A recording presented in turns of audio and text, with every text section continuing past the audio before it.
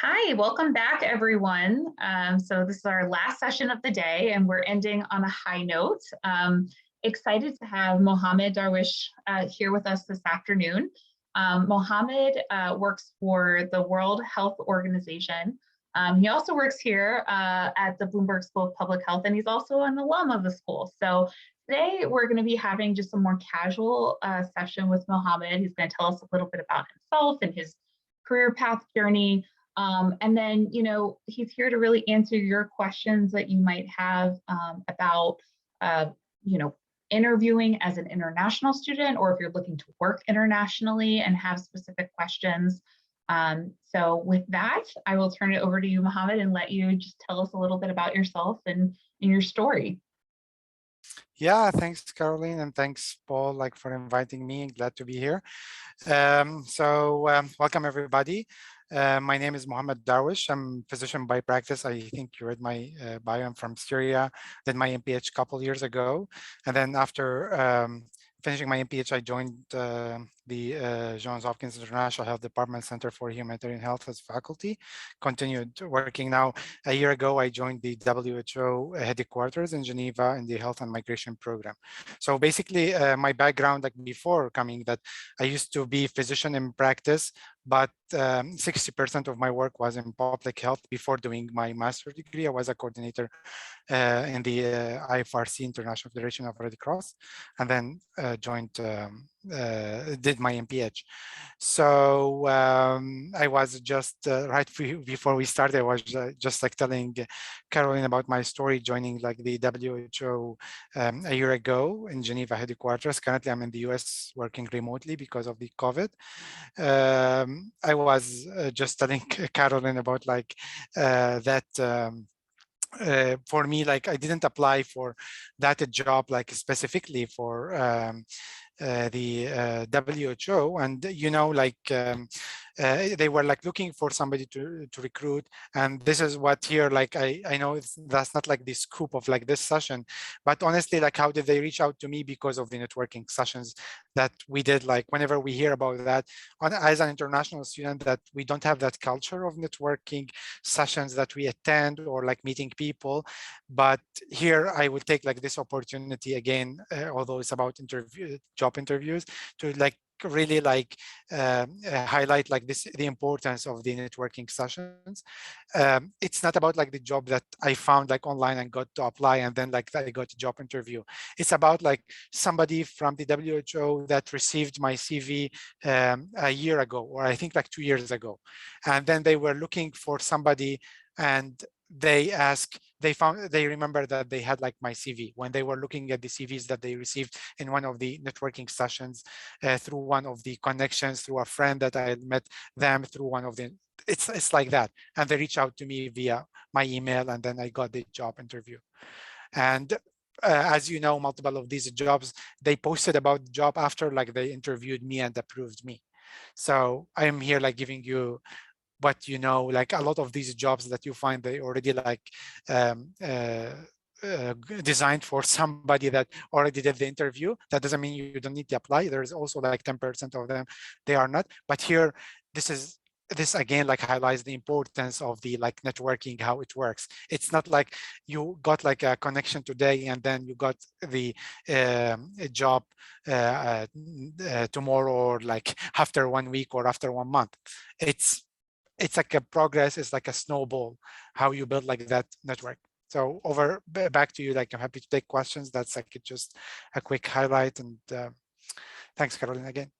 Yeah, thank you so much. And I love that you highlighted the importance of networking and just how it kind of worked out for you down the road, because I think sometimes we think of networking as an immediate result, it's going to lead to a job application and an interview. And sometimes it doesn't lead to anything, or it might lead to something a few years down the road. So I think you're a perfect example of why you want to make those connections and how that can work out. So I guess, it would be great to understand. So I think, you work for WHO, and a lot of people see that as kind of the place to be, the dream organization. So would love if you could talk a little bit just about once you obviously it sounds like you had a conversation with somebody, they pulled your name up. How did that conversation go?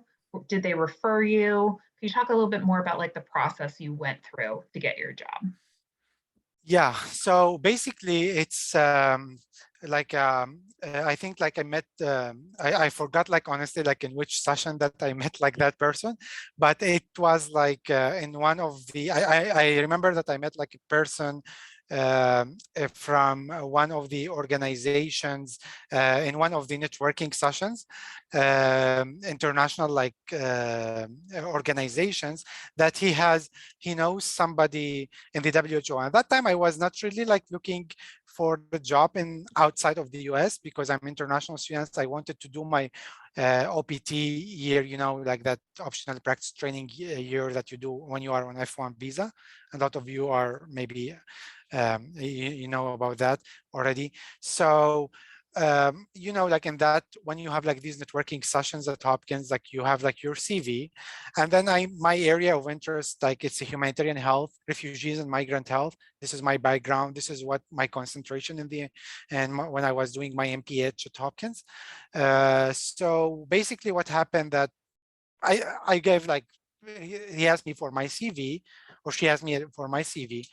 And then she said like that, oh, like she will forward it like to somebody who works in health and migration in the WHO Geneva. For me, I was really at that time, that was like 20, later, like in, or earlier in 2018, as I remember, I was really not looking out of the US. I was only applying for like US jobs before like I got my Hopkins job after graduation, right after graduation. So then like after like, I think last year, like that person, I did that like with multiple people. That's not like only the only like connection that I made. And especially I was focusing on the US. And then like that person, like they were looking at for somebody. So what I learned later on, like when I became part of the WHO, and then I became attending like the interviews from the other side, like interviewing the people like who are applying for jobs and seeing like the internal discussions that happen. So, or like when they want to like looking for somebody for a specific job. So what I found that they do in the WHO, that's not a secret, that like, okay, if somebody, they say like, we need somebody as an example, like expert in non-communicable diseases in specific like area or something like that. So they say, okay, we received, let's say like, let's see what we received, like CVs, like what type of CVs that I have. They go like just very quickly among the CVs that they received like over time, or if they have like somebody besides like the people that they already know or have in their mind. And then they look at the CVs very quickly, like especially like the first part of your CV. That's what I didn't know that when I was interviewed for the job. I learned that like later when I became part of the WHO and saw how they recruit. So they look at your bio, like that you write the earlier, like on your CV, and go like scroll in 2 minutes maybe or 1 minute, like via your CV, and then, oh, like really, like this person might be a good fit for this, so let's read out. Like, so they put a list like of the people that might be interested in something like that, and then they send them emails, and based on that, they like maybe like 5, 6, it depends on how many people like they fit like for this specific position, and then they interview them. So also like what I know, what happened with me, that like they reach out also like to me and one of my friends who was also like has like the same interest like me, and that friend like actually she was also committed to another job, so she also like referred them to me. So I received like basically like I learned that like later that like they were like send me email at the same time they were receiving an email from a friend that like, hey, also I recommend this person, like that he would be great fit because I'm committed to another job. So this is how, and then like I was like telling Caroline, that's like a detail, like a funny story that for me, because I was working for Hopkins as a faculty, I'm still. So when they reach out to me and they said like they have like specific project about like COVID. So since we are at Hopkins, have like multiple collaborated projects with the WHO, I thought they were reaching to me at my Hopkins capacity to have like a joint project with Hopkins. So I thought like we will just like have a call, like an intro call, and it's not like an interview or this. So I was not prepared for that interview. And then I found myself in a full-time job interview when I was, and here like I was like saying that um, I was not prepared for this specific interview, but I was prepared in general for any job interview. So they usually like have these traditional questions. Where do you see, as an example, your career after 5-10 years? So you already like have that in your mind. It's not like something that you prepare yesterday and think about like before the interview, and then like think about it where you see your career after. And then I was like, I went like to the second interview by after 2 days immediately with the director of our like big boss, or like the general director of our department. And then I was selected within maybe 1 week for like this, and they started processing my paper. Great. That's really interesting. I didn't know that they bank resumes for such a long period of time and then look up based on needs. So that's really interesting to know. There was a question in the chat. What skills do you recommend international students have if they're targeting working for like a large international organization?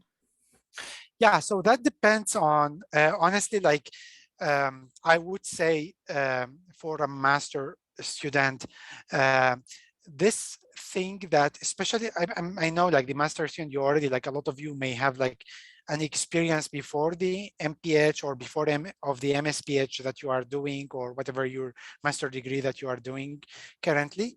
But I would say like that it's fine to apply as much as you can for jobs online, even UN jobs, your dream jobs. That's totally fine.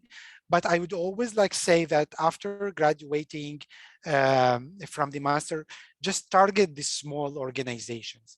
It's the small organizations, most of them, not most of them, all of them actually, they have partnership with the big organizations such as like UN agencies, the Federation, the IFRC, ICRC, etc. All of these organizations. This is like, that will help you like put your foot inside the door. So you build like that network and this relation. The other organization, like the big organizations, they don't like hire usually somebody unless like most of the times, unless like they know you, that will give you like more like that will give like them like better, like let's say, I don't know how to describe it, but like let's say that they prefer like that to hire somebody that they already know. That doesn't mean that this person must be like from their organization or work even before with their organization, but somebody like from a partner organization. So these small organizations, they are different from field to field. Like it could be like in humanitarian, non-humanitarian, it depends on your area of interest. So they help you like building that the relation with these big organizations. So start targeting those and focusing on those. And so a lot of them, like you might be hired like for short-term consultancy. That's great as a start. And this is like how you like build like that network like all over the world with multiple like fields, with multiple organizations. Yeah, that's really great insight. So I'm going to invite folks, if you don't want to put a question in the chat, and you're also welcome to take yourself off of mute. We'd love for this to be more conversational. So does anyone else have a question? If not, I'm happy to ask some.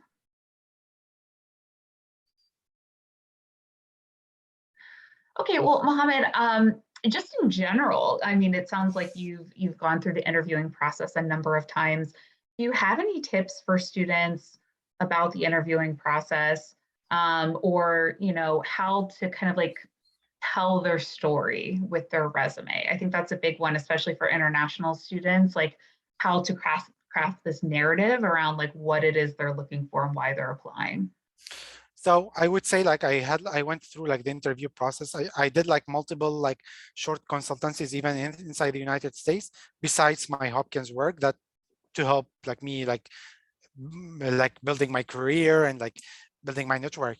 So I would say again that I also like that, like from the other side, like at the WHO, but let me talk about the US like at this point, and then I will move to the WHO and at Hopkins. And so I will say, like, as I mentioned before, like the CV, most of like these applications, as I saw, and I really hated like that process when I saw like how do they do that, like from the other side, that they filter the CVs like in a way that like if your CV is not good, I sometimes like I don't know how to write my CV.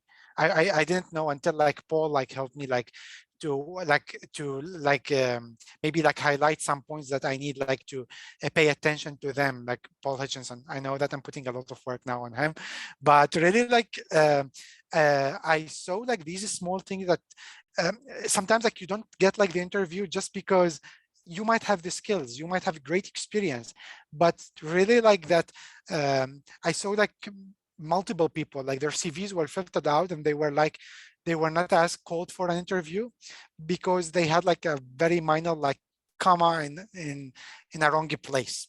They believe like if you cannot pay attention to your CV, how can we trust you like to be hired like for a work? I know that might be tough, and I know that's an extreme sometimes, but really like this, they care about like this a lot.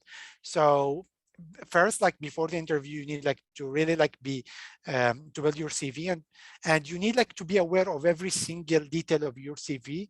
You might be asked about like a specific thing in your CV that it's not a priority for you, that you don't know a lot about it. So don't mention anything in your CV unless you are very confident that when you are called to the interview, you can like answer like as much as like anything that you are involved extremely with it. You can like give a detailed answer about like that detail. So be careful about like that, because in the interview, like really they will be like, the interview is not, I'm not like trying to, it's not a horror movie like, but it's really like selecting for jobs, especially when you are like a professional level. You are a master, you are now no longer an undergrad student, you are a grad student.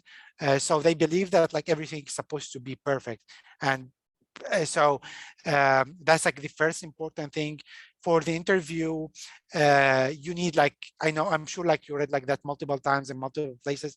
For sure, they will not ask you, they know that most of the times you are not applying for your dream job. So you need like to be honest with that.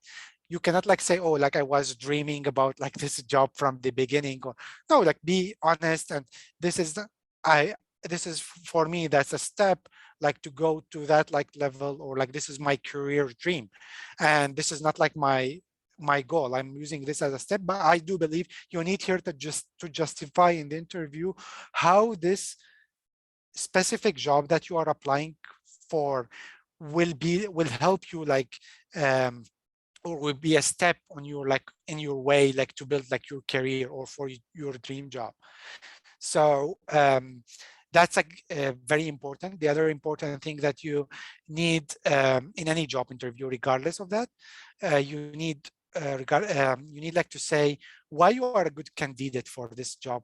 They might like ask you why I should like hire you, not like hire somebody else. That question will not be like explicitly like said. They might not say it like that explicitly. They will find like another way like to say it. They might say like I don't know, like I mean that differ from like an organization. I don't have like a specific example about specific job like right time like in my work, but the question can be phrased in different ways, in direct ways. So you need like to bring it up, and I am sure they will be always, whoever is interviewing you will be always that you are bringing this point before they like try to ask you that question without being very obvious about it. You can like make it like in the context of what you are saying, you believe you are highlighting like what are the strength point. The other thing that like you might say, they might like ask you about it, like what are your weak points? You should like you should be like able like to say that you are not good or you are not perfect at this, but you wish like to learn how to do it. Because if you market yourself as you are like the most ideal and I don't have like gaps, nobody will believe that. So you need also like to be able to bring up something that you believe that you are not strong at it, but you cannot say just like, oh, I'm not good at this. I'm not good like in data analysis. But you can say I don't have, I feel like I need more experience in data analysis and I'm willing to learn more techniques or like to help me like whatever. I'm not a data analysis person, but whatever. Yeah. Yeah, so I see that there's a hand up. So if you want to take yourself off of mute. Hi. So I actually have a question on the lines that as an international student on visa, a lot of times when I'm applying for internships, because I agreed with your point that you made earlier that a lot of times getting your foot in the door is very important with smaller organizations and then building your way to larger organizations like WHO or other UNCs. However, a lot of times these smaller agencies or consultancy firms or boutique firms, they ask you straight off the bat if you would need sponsorship now or anytime in the future. And even though I'm authorized to work right now, because over right now, like it's a part of my internship, even the next year it's a practicum, and then after that I have OPT. So I have just essentially on paper I'm allowed to work, but in future I would require sponsorship. So I want to know if I tick that yes, is it that my application is just not weighed equally to somebody who would say no? Um, Yeah. what is the trade-off? Like, should I just not answer it, or should I just say yes that I'm authorized to work for now, and then hope that okay in future I can prove that I'm an asset and they will sponsor me? Yeah, and that's a good question. And I also like experienced like that multiple times. So basically, what I want to say at this point, that at first, let's say like we are filtering out like some applications, some job like advertisement, you will find like we don't sponsor visa. So that's like a done deal for them. So when Okay. you, so for them, or like they might say like, oh, you should like be a green card holder or a US citizen. So that's a done deal. But let's move like when they don't mention that in the job interview, sometimes like they say you don't sponsor a visa and then you are authorized to work now, you can still apply for that job because you have like that OPT year that like with your EAD employment authorization for 1 year, and you might need visa in the future. So you should be honest for sure in the interview. That's like the simple answer.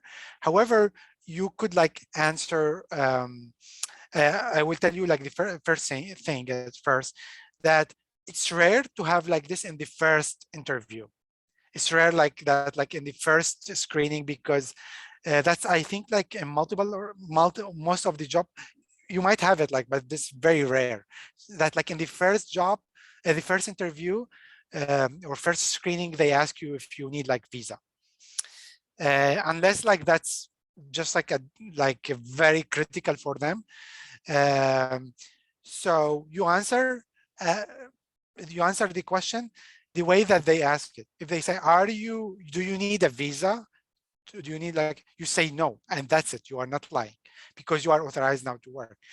When they have a follow-up question, do you need a visa in the future? Here is like, but you don't need like to volunteer like this answer that yes, I need a visa in the future. If they ask you, do you need like the visa? You say, yeah, no, I don't need a visa in the now, but I need like a visa in the future. You don't need like to continue like that. So answer like the question and be honest and be like very short in your answer.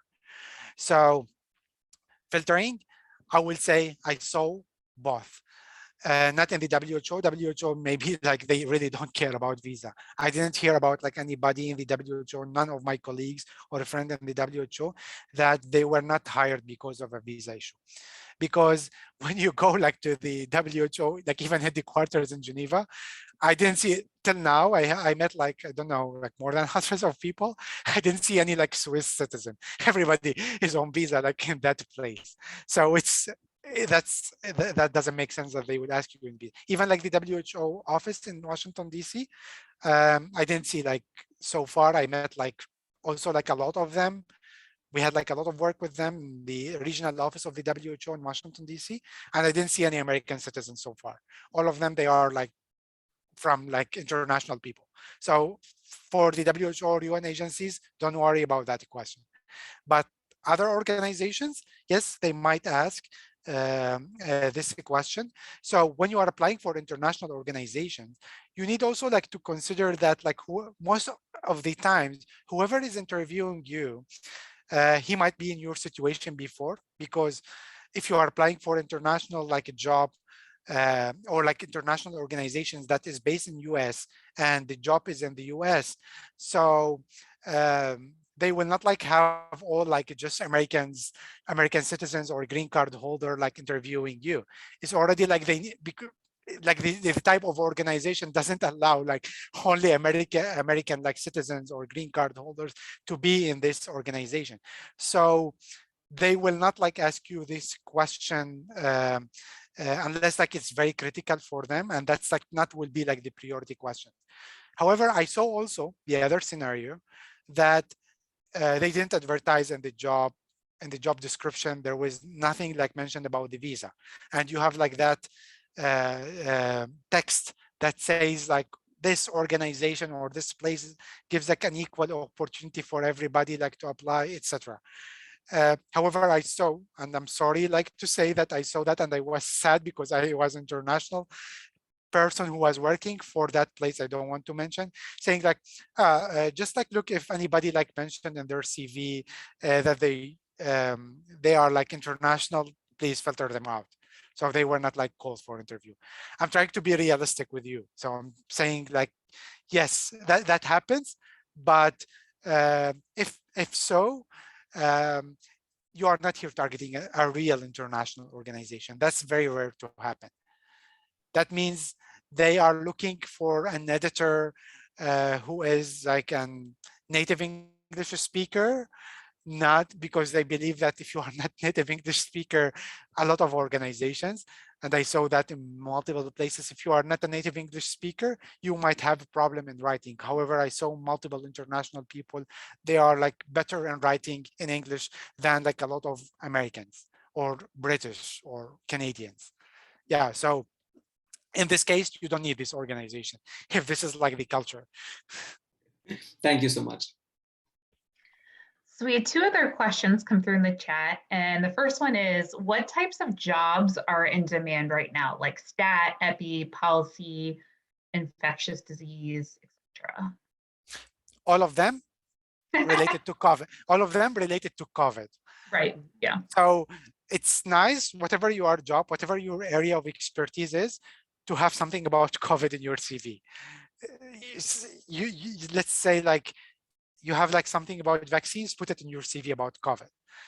They just like nowadays, whatever you are talking about policy, you are expert, your area of expertise, mental health, you can put COVID, like mental health during COVID time or among like specific.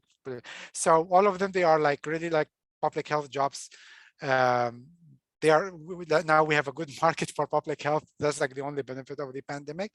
That's a good market, but because of COVID. So all of them, when they are related to COVID, I saw like last time.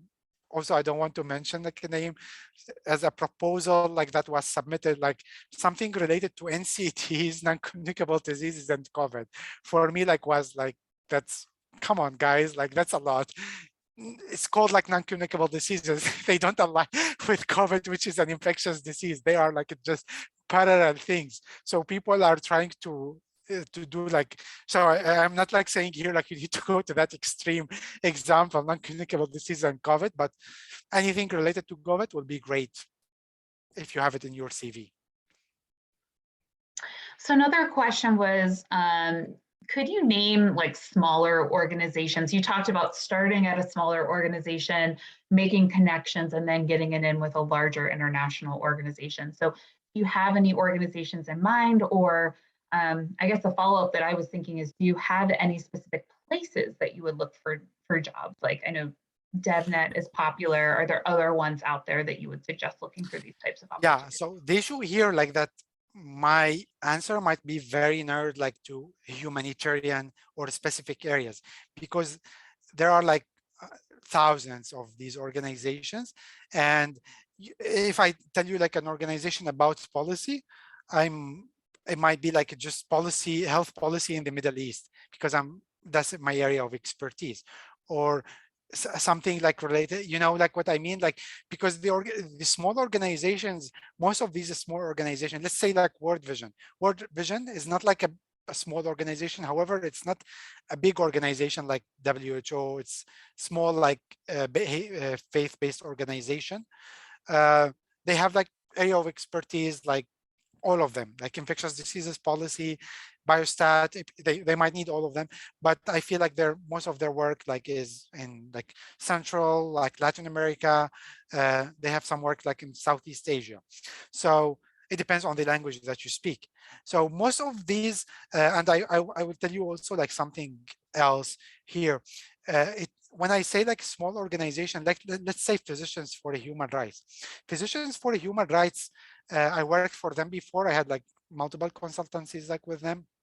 What I saw, they have like MENA office, they have the African office, they have like, let's say, the Southeast Asia office.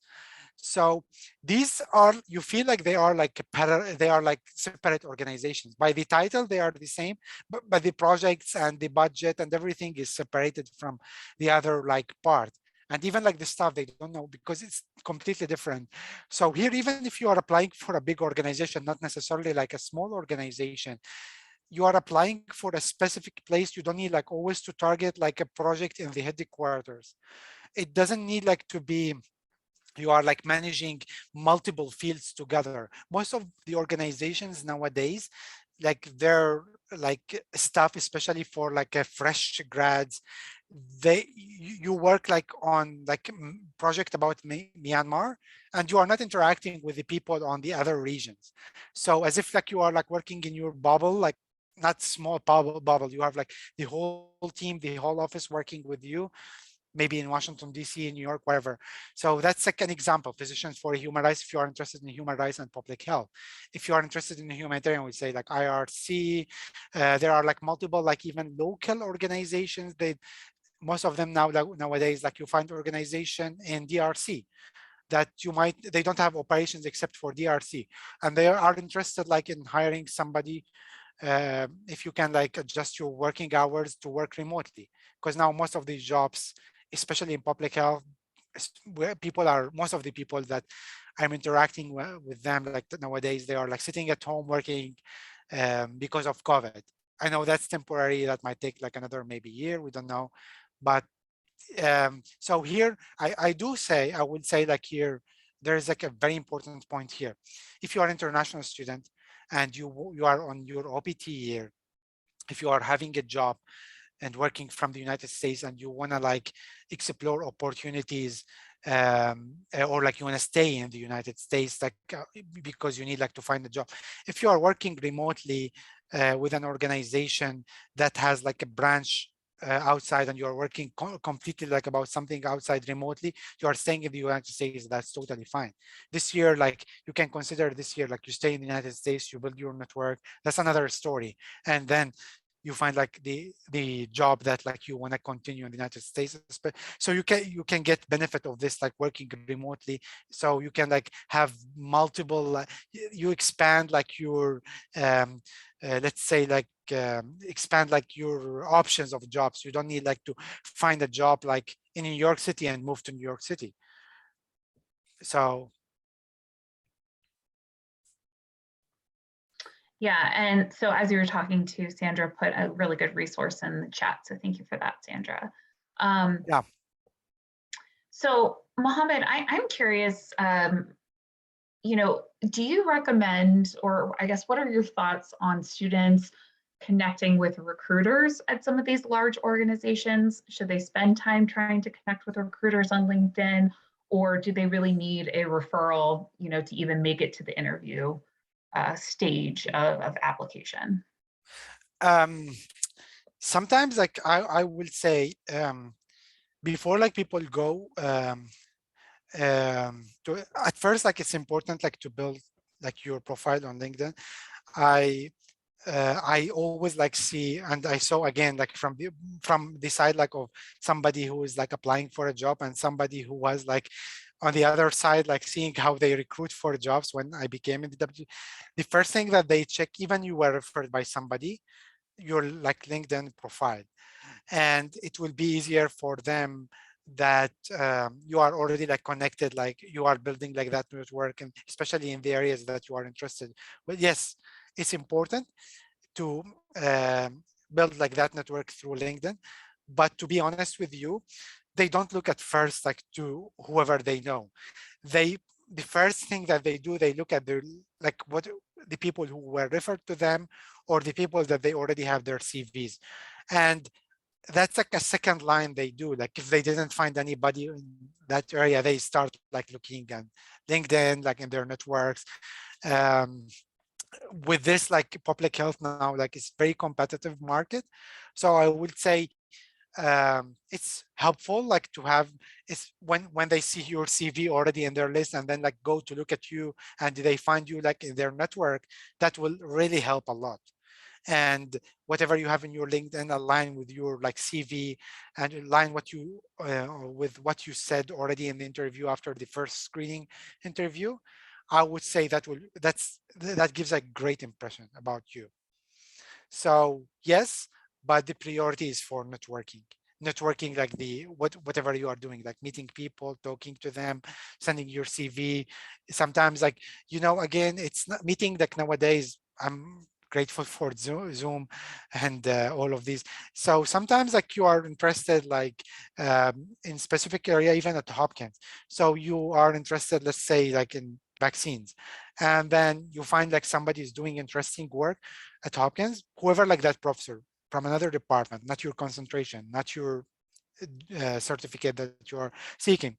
It doesn't harm like to send that professor an email, because for sure you will find by the end of the day that professor is collaborating with another organization. So it's good like to just like nobody will say no for like 20 minutes call, that like I am interested in this area, learning about that, and then you give them a CV and you don't know what will happen.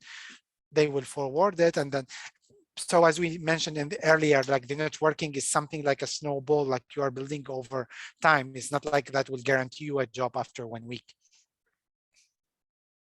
I guess to follow up on that, do you feel like it's sort of expected at those larger international firms that people send out their CVs like after they've connected with you? Like, is it pretty typical to ask for a referral? Or how would you recommend students kind of go about that? Like, should they wait for folks to offer, or do you think it's appropriate for them to make the ask? No, it's better. It's always like good to ask, because I always also like so that when they already like have that conversation with you, like again, like the conversation that like you give them that impression, it's very we receive like every day like multiple emails, and I know that that doesn't mean that like, oh, when you send somebody email that like that's guaranteed 100% that they will have like time every time. Like in the WHO now, like within like these 30 minutes, I have like 30 emails in my email. So in this like 30 minutes that I left, and it's after like the working hours in Geneva. So what I'm saying here that like, yes, for sure, by the end of the day, I need like to go through these like emails and like check and read. So that's very normal. Like you receive multiple CVs from here, from there, and then you know that like you will go back one day and you put them like in one place. You know that you will go back one day, even if they don't interview you. A lot of times like they keep like the CVs in one file. I saw multiple departments, not only my department. They keep like the CVs in one file on a SharePoint, and then like, okay, they might not like respond to your email. Nobody has time. Many of them, they respond. That differ from person to person. That's about the personality. And then they like, so again, it doesn't harm. Nobody will get like a bad impression about you if you send your CV out of nowhere.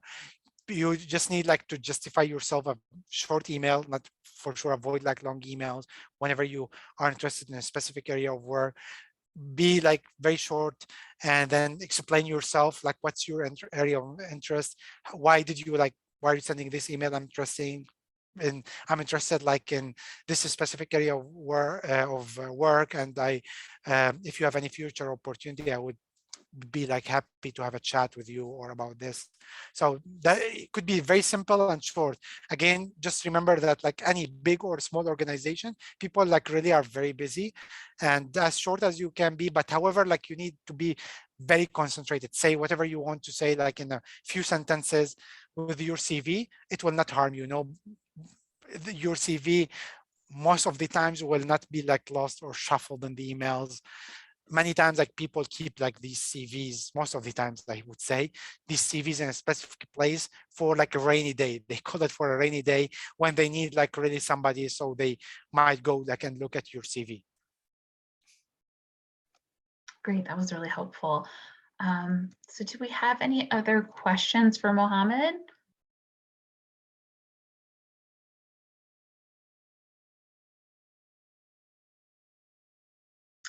All right, well, I will ask another one. So, Mohammad, you were a student not that long ago, a few years back. What would you tell current students, like in terms of making the most of their experience here at Hopkins? What are some things you think they can do to set themselves up for success? So networking, I mentioned that in the beginning. However, like building your experience. So I will say like when I was, when after like the interview, they immediately called like, after like 2 hours, actually, they called like my, let's say my supervisor at Hopkins, because most of the times that they know your supervisors, it's a small world and everybody knows everybody. They immediately like contacted, although I didn't like, if I mentioned like you mentioned like the people that you work with in your CV, I did like my capstone about a blah blah blah in your CV, and the principal investigator is X or Z or Y from these people. Most of the times whenever you are applying, especially you're working with international people, international projects, they know those people. You need to keep that in mind. And I remember like that my supervisor received like that email at Hopkins like after 2 hours, and he immediately like called me, told me like this is what happened. So that like they were asking like, again, like I didn't mention him as a reference because just like they found like his name in the CV and they contacted him. So I would say at this point, working in multiple projects, I think what helped me a lot in this, working in multiple projects, not like, okay, it's fine, you're working, I know that it's 1 year, but even if you have like a small rules and multiple projects with multiple people, that really helps a lot. And sometimes like you continue, I would say like, let's assume that you were like, you did your capstone or practicum as a part of the big project, and that happens most of the times with the master students, part of the big project, and you finished and you graduated in May. So the project is still ongoing. I would say it's fine to continue working on that project, even if it's not paid as a volunteer, to have your name on a publication, or to be able like to mention that like in your CV as a strong point. And then when they contact that principal investigator, you really like left your fingerprint there in that project, and they can really advocate for you. You can put like those people even as a reference whenever you are asked for a reference. So I would say yes, having like working on with multiple things, that doesn't harm. Some people say like, oh, just focus on one thing, do like your practicum and capstone on one thing and then go ahead. I will say that's fine. But if you got the opportunity to work on another thing, different things, that would be great. I worked on 3 things: capstone, practicum, and another project that was not capstone, but practicum. And I have like 3 principal investigator in my CV. And one of them was called like as a reference. It happened that they know. So here, like you are expanding your options, or like, let's say, expanding your like references, like when you apply for a new job. Yeah, it's a really good point. I think a lot of times we think about networking as being external, like connecting with people at different organizations or with alumni, but really a lot of what you're advocating for is networking in the school, talking with faculty members, talking, with other folks that have these connections. So I think that's a great piece of advice.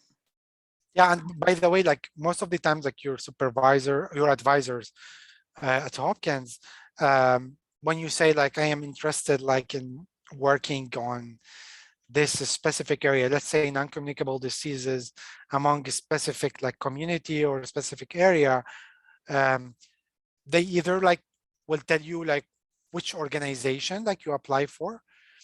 That's okay. But many times, and I know that happened with me, with multiple colleagues, they will like, if they know somebody from specific organizations, they will go and share your CV with somebody who is in charge of recruiting, director, any other level. So that really helps. And I don't think anybody at Hopkins will like, if they have like any advisor at Hopkins, if they know already somebody, that doesn't guarantee you the job, but it's, again, it's part of like the, like a process like of networking. It doesn't harm like that somebody is sending your CV to that organization, either like locally in the US or internationally. All right, so we have a few minutes left. Do we have any final questions for Mohammad? Thoughts?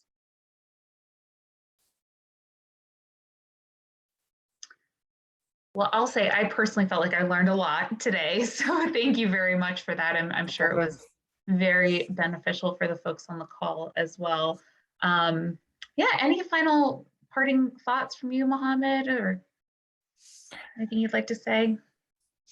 Yeah, I will like say like very like quickly like I mean like again like I would say that like from like somebody before like we have I think a question in the chat. How was your transition from a student to a faculty? Oh, that's a good question. That's maybe. So actually like I was working in the before like my capstone, my practicum, there were multiple people like in the Center for Humanitarian Health, my case in the International Health Department at Hopkins. So yeah, I had like already an MD and I finished my MPH. After like it happened like by chance, and I know like that happens with many people, like not only in our center, like in many places at Hopkins, you are working on project or specific person with a specific advisor, they will not like say no if they have an opening position. So it's about like the like that, like it happened after like they had like an opening position and they know me. It was like related to my previous work. So we continued. It depends on the grant, you know, like how that works and this. So that was like how it worked out. So we graduated in May and I started working in August until, you know, I was in that year like on OPT. I finished my year of OPT, but then later on, it was not through my work, a different like process, like to get my green card. After like graduation, after like I finished my OPT year. So I didn't have like basically like a gap. I'm not saying like that always, most of the times like they have gaps. I was just like lucky. That's not like there is no recipe for that, like how to avoid the gap if you are international student, like between the OPT and after you finish the OPT, when you go like to another job, or even like there is a problem. I remember we were struggling and we got multiple advices from alumni. You know, you need like to apply for the OPT like 2 months before your graduation, as I remember. And then you need to put like your start date within like 90 days after your graduation. The tricky part that always like, when do you put your start date? So you might get a job before your start date, and you might like not get a job till like the end of that like 3 months period.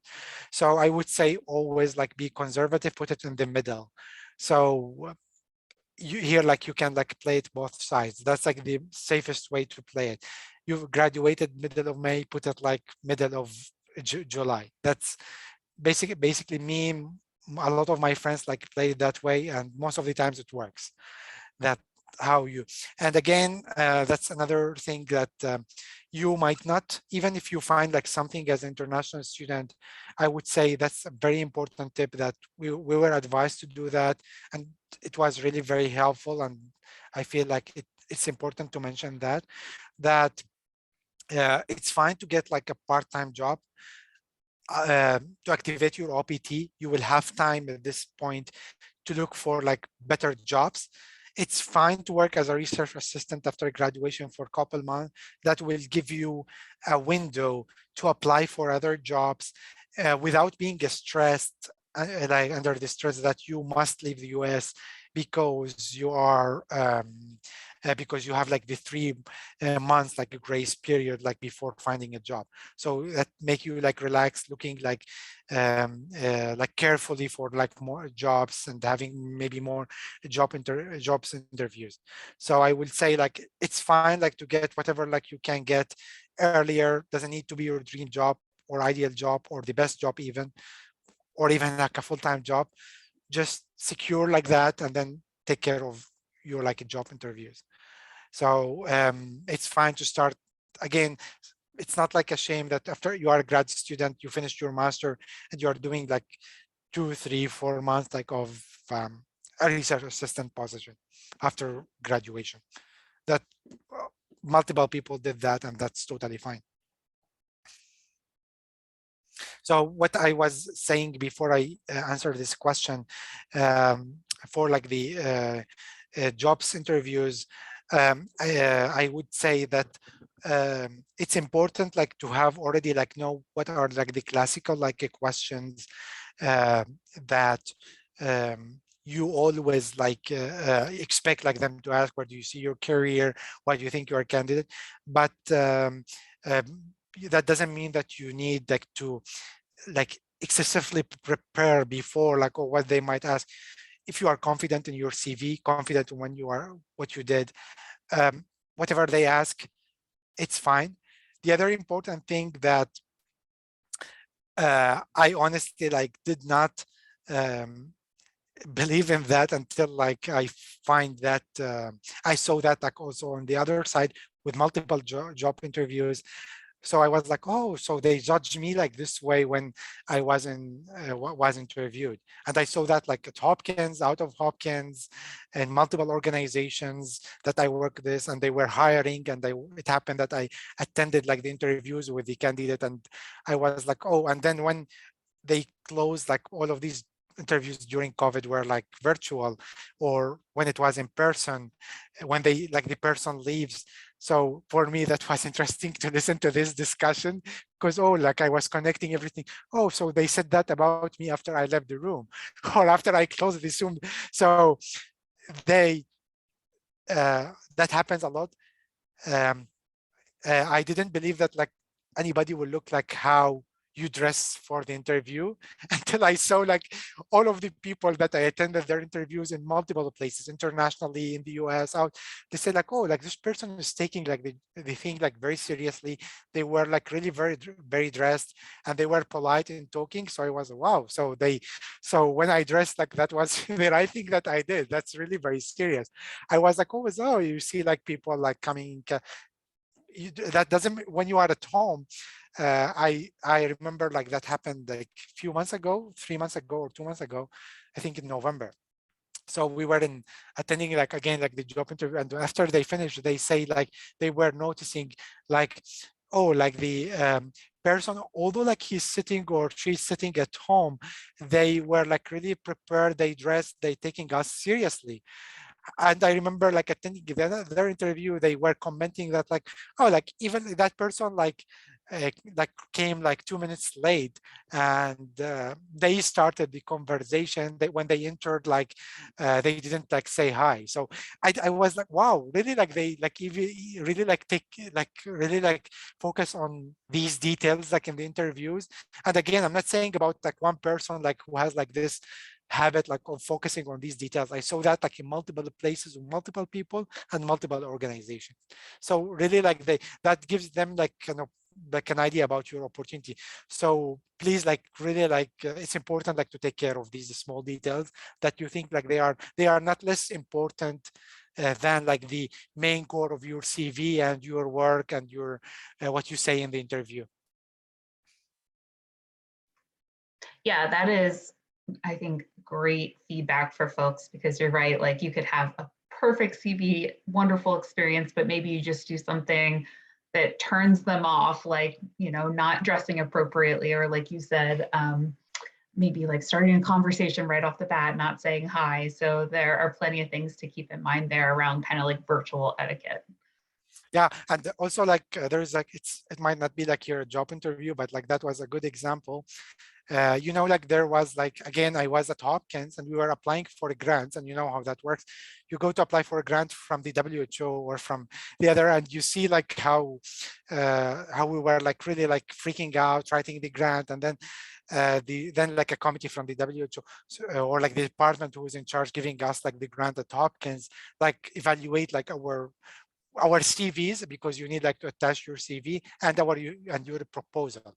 So I'm saying this example just like to give you an impression how like people think in the interviews. And right after the interview, we were interviewed. So I was in the WHO, and this time the universities are applying for a grant, and I'm selecting these. I was like, okay, a year ago I was on the other side, like applying for a grant at Hopkins. So we interviewed at that day, like 3 universities. I don't want to mention their names. That doesn't include Hopkins. So they said in the beginning of the interview that relax, that's not an interview. And they were trying to give like those junior faculties, and one of them were some of them were senior, like that impression that relax. When they say like that's not a serious interview, it's a serious interview. So they always say that in these job interviews. I noticed that, and even in the grad interviews. The other point, they were like even noticing, oh, like only the principal investigator came to one of these interviews. They didn't give that principal investigator any impression that this is a big deal. He introduced his team like, oh, those people are working with me and you have their CVs. Whereas like the other university, the whole team came to the interview, and that left like a very big impression that like, oh, like they are working as a team. And not only like the principal investigator came to the interview, all of them came. So even like that detail mattered a lot and helped like selecting that university, because it was like a very tight proposal. And that it was a very big grant, and I was like, wow, even like this detail matter in a very big grant for a senior people. I'm not talking even about you junior people, fresh grads, principal investigator, an old one. And this important detail in the interview, really like they took it into like account, like to select this grant. Yeah. Great. Well, we are just at time, and I want to be respectful of your time. So thank you again, Mohammed, No for problem. taking time out of your schedule to speak with us. It was really fantastic to hear your take on all of this.